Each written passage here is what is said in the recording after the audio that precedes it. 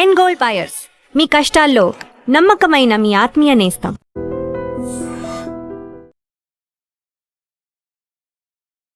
నమస్కారం గురుగారు. ఓం శ్రీమాత్రే నమః.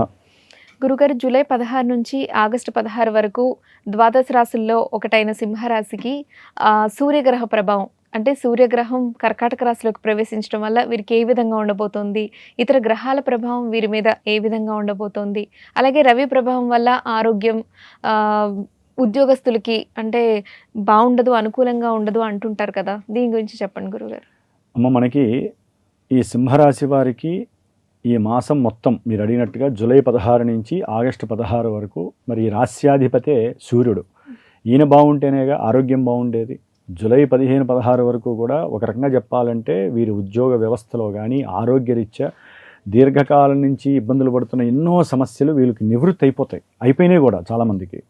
16 నుంచి మాత్రము వ్యవస్థ మొత్తం మారిపోతుంది. ఎందుకంటే సూర్యుడు దక్షిణాయనంలో ప్రవేశిస్తున్నాడు. కర్కాటకం అంటే దక్షిణాయనం అంతే. మరి ఈ సింహరాశ్యాధిపతి వెనకున్నటువంటి కర్కాటక రాశిలో ప్రవేశించడం ద్వారా అంటే 12వ స్థానంలోకి రావడం ద్వారా వీరు అనుకున్న ప్రతి కార్యక్రమంలో భంగాలు, ఆటంకాలు, ఇబ్బందులు. వీరు అనుకున్నది ఒకటి, జరిగేది ఒకటి, జరిగిపోతూ ఉంటాయి. వీరు అనుకున్నది మాత్రం అలాగే ఉంటుంది, అది ఎప్పటికీ నెరవేరదా అన్నట్టుగా ఇబ్బంది పడతారు. డిప్రెషన్ అంటారు కదా, ఆ డిప్రెషన్లోకి వెళ్తారు. అట్లాగే ఆరోగ్యం అయితే పూర్తిగా సహకరించలేని పరిస్థితికి కొంతమందికి వెళ్ళడానికి అవకాశం ఉంటుంది. దానికి కూడా కారణం ఏంటంటే అమ్మ, సింహరాశికి 12వ స్థానంలో సంతానాధిపతి, సంతానకారకుడైన గురుడు ఉండటం ద్వారా, అష్టమాధిపతి కూడా అవటం ద్వారా, అష్టమంలో శని ఉండటం ద్వారా వీరికి సంతానపరమైనటువంటి కొంతమందికి సంతానం ఉంటుంది. వారి యొక్క ఆరోగ్య విషయం కానీ, వారు చేసేటటువంటి కొన్ని ఇబ్బందికరమైన పరిస్థితుల్లో కానీ వీరు పూర్తిగా వీరి యొక్క వ్యక్తిగత లక్షణాలను కూడా కోల్పోయి వేరే వాళ్ళని సహాయం అర్థించే పరిస్థితి ఏర్పడుతుంది. ఏది ఈ సూర్యుడు బాలేకపోవటం వలన, గురుడు కూడా బాలేకపోవడం వలన ఆరోగ్యంతో పాటుగా ధన సంబంధితమైనటువంటి ఇష్యూస్ కూడా పూర్తిగా వీరిని నిర్లిప్తతకి గురి చేస్తాయి. ఇంకా జీవితంలో మేము పైకి రాలేమేమో, లేవలేమేమో అనేటటువంటి పరిస్థితిని ఈ యొక్క సూర్యగ్రహము, గురుగ్రహ ప్రభావము, దానికి తోడుగా అష్టమంలో ఉన్నటువంటి అష్టమ శని ప్రభావం ఊపిరి ఆడనివ్వదు. అసలు ఊపిరి ఇచ్చేదే శని భగవానుడు. అష్టమంలో ఉండటం ద్వారా రంధ్ర శని అంటారమ్మా ఆయన్ని. దాని ద్వారా ఏంటంటే ఊపిరి ఆడదు. వాళ్ళకి పీలుస్తారు, గాలి పీలుస్తూ ఉంటారు, యోగాలు చేస్తారు, కానీ మనసులో ఏదో గుచ్చుకుంటూనే ఉంటుంది. ఈ అష్టమశని చేయటం ఏంటంటే ఊపిరి పోయేంత పని చేస్తాడు. దాని తోడు ఇక్కడ గ్రహస్థితి ఇది బాగాలేదు. సరే, ఆయన అంటే లాంగివిటీ, కొన్ని నెలల బట్టి అట్లాగే ఉన్నాడు, ఇంకా కొన్ని నెలలు అక్కడే ఉంటాడు దాదాపుగా వచ్చే సంవత్సరం వరకు.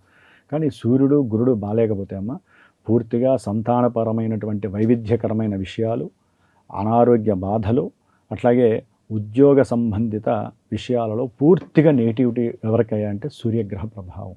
మొన్నటిదాకా ప్రమోషన్లు వచ్చిన వాళ్ళు ఉన్నారు. ప్రమోషన్లు వచ్చి ఇప్పుడు కొంతమందికి అది డౌన్ఫాల్ అయ్యే అవకాశాలు కూడా ఉంటాయి.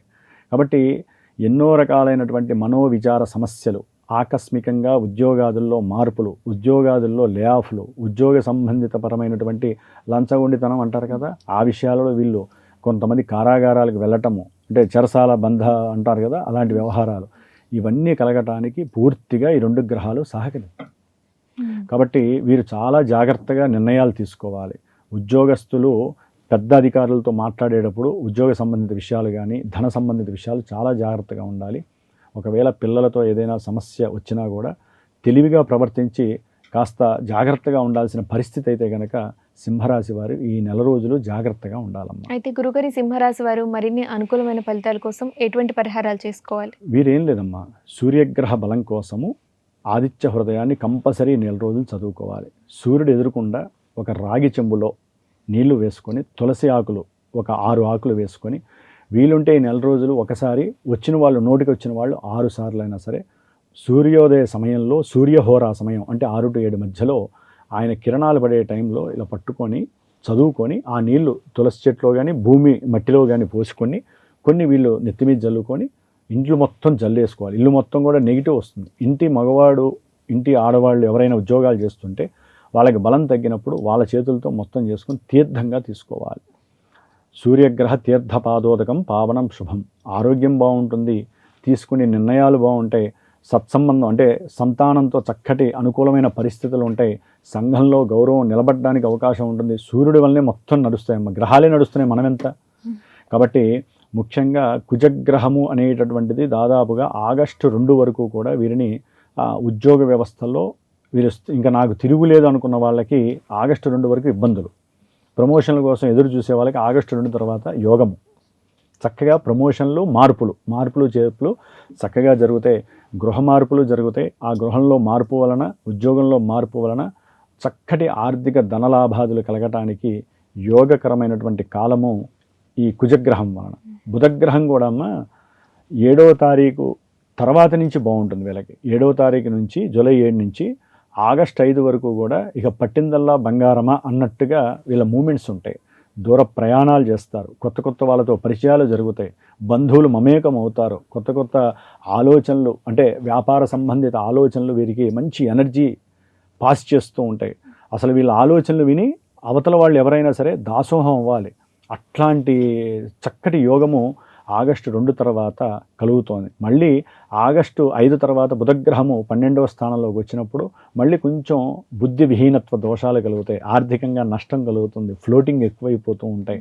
ఇట్లా మల్టిపుల్గా గ్రహాల మార్పుల ద్వారా ఎన్నో ఇబ్బందికరమైన పరిస్థితులు ఉంటాయమ్మా. ముఖ్యంగా సింహరాశి వారికి శుక్రగ్రహం పూర్తిగా నిర్వీర్యంగా ఉన్నట్టు చెప్పుకోవాలి. ఎందుకంటే అమ్మ వీరికి రాహువు కేతువు సర్పదోష ప్రభావము చాలా ఎక్కువగా నడుస్తోంది. ఆల్రెడీ ఇది ప్రతి నెలా ఉన్నదే సర్పగ్రహం. కానీ శుక్రుడు వచ్చాడే అంటే ఉద్యోగపరంగా కానీ అనుకున్న విషయాల్లో కానీ భార్యాభర్తల మధ్య సత్సంప్రదాయాలు ఉంటాయి కదా, ఆ విషయాలలో కానీ అనుకున్న విషయాలు ఒకటి అనుకుంటే ఇంకోళ్ళు ఒకటి అనుకుంటారు. దీని ద్వారా వారి మధ్య కొంత విభేదత్వం కలగడానికి అవకాశము. ఆగస్టు 1 తర్వాత వీరి మధ్య కుటుంబంలో విపరీతమైనటువంటి సమస్యలు, అంటే వీరి మధ్య సంభాషణలు కోర్టుల దాకా కూడా లాక్కెళ్తాయి. అది ఉద్యోగపరంగానా, బంధువుల మధ్యలో తలదొరచడం ద్వారానా, లేదా బంధువుల ఇంటికి వెళ్ళలేదని కూడా భార్యాభర్తల్లో ఎవరో ఒకరు గొడవలు పెట్టుకొని అనవసరపు పదజాలాలతో సమస్యలు కోర్టుల దాకా వెళ్తాయి. ధనం పూర్తిగా నష్టము. అటు సూర్యబలం లేక, గురుబలం లేక, శుక్రబలం లేక, బుధబలం లేకపోతే ఏమవుతుంది? కాబట్టి 4 గ్రహాలే కదా, ఒక్క కుజబలం మాత్రమే ఆపుతుంది. కాబట్టి వీరికి ఉన్న పూర్వజన్మ పుణ్య ఫలితమే వీరిని కంట్రోల్ చేస్తుంది. అక్కడ కూడా ఏంటంటే కుజదృష్టి శుక్రుడి మీద పడుతుంది. కాబట్టి చాలా జాగ్రత్తగా నిర్ణయాలు తీసుకోవాలి ఎవరు? సింహరాశి వారు. కాబట్టి మీరు అడిగినట్లుగా సింహరాశి వారు ఎక్కువగా శనిగ్రహానికి సంబంధించినటువంటి రాహుకేతువులకి సంబంధించి మొత్తం అసలు నవగ్రహాలన్నిటిని ఆరాధించుకోండి. ఒక్క కుజగ్రహం బాగుంటే కాదు కదా, అన్ని గ్రహాలు బాగుండాలి. కాబట్టి నవగ్రహ పాశుపత రుద్ర హోమాన్ని కానీ అభిషేకాన్ని కానీ చేసుకోవటం అనేటటువంటిది వీరికి చెప్పేటటువంటి సూచన. ధన్యవాదాలు గురుగారు. శుభమస్తు.